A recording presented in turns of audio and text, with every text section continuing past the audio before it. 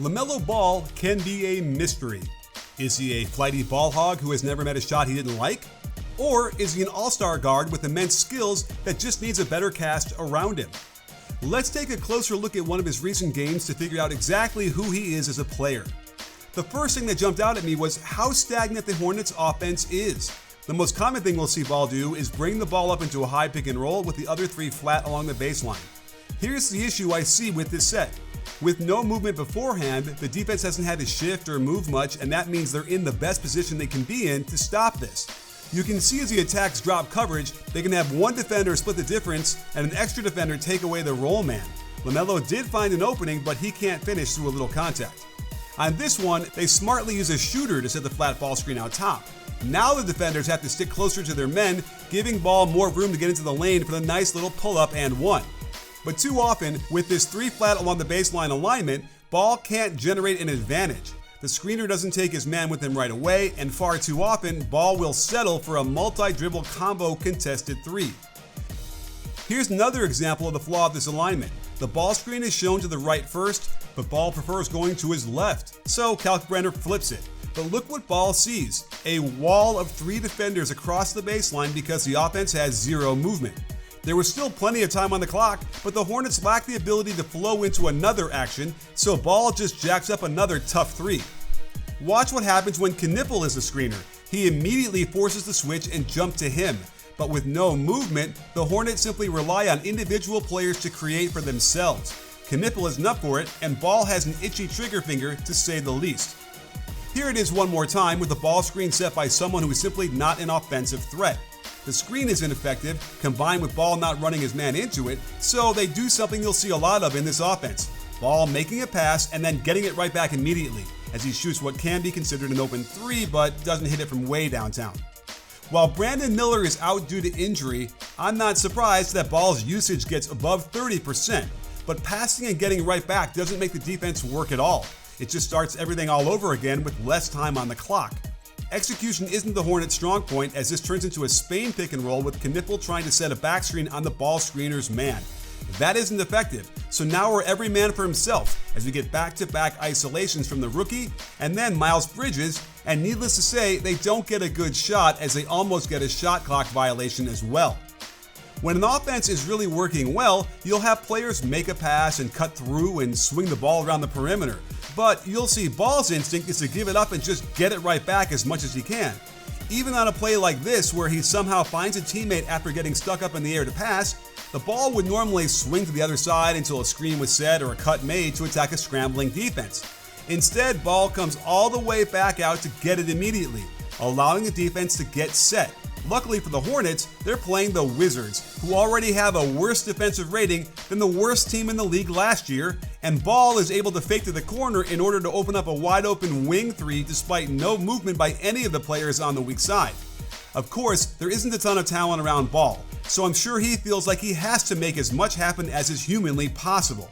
And if the other players don't move in a clever way to put pressure on the defense, I don't blame him for just wanting to let deep shots fly without even passing it.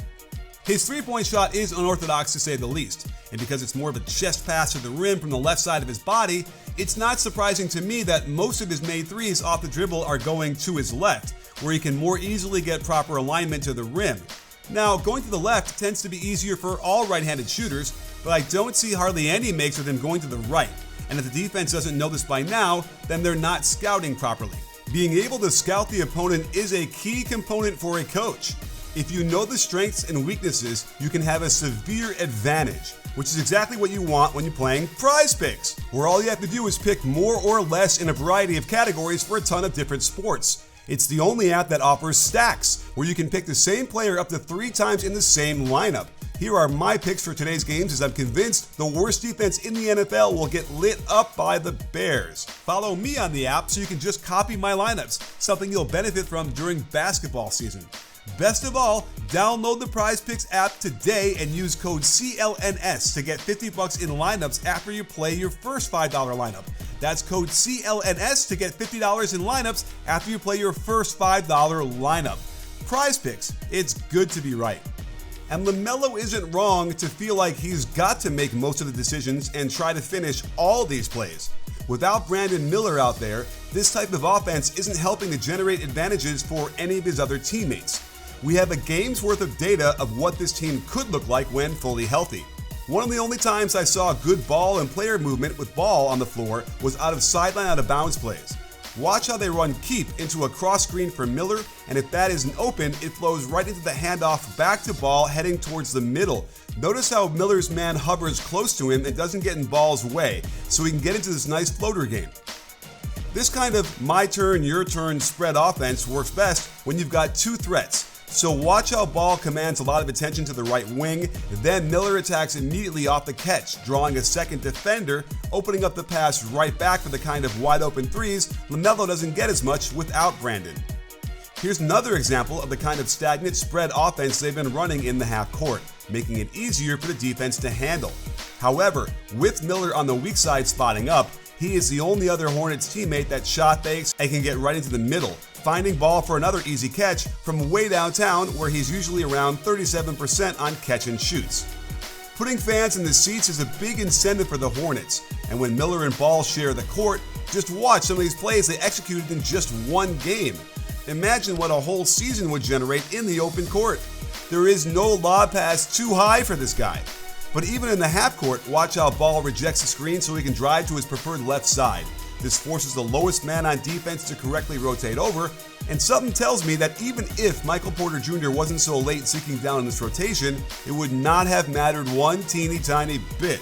Dear Lord. Now imagine having Ball, Miller, and Bridges out there together. Ball's shiftiness causes his man to sit up so he can get right by him in the middle. Cam Thomas has to rotate and bump the roll man, leaving a 2-on-1 on the left side. Miller fires the perfect pass, and all Bridges has to do is let this one fly. And there won't be many NBA teams that can handle this threesome in the open court, as Miller has good vision too, allowing Ball to fly out and fill a wing. Bridges on the other side, and boom shakalaka.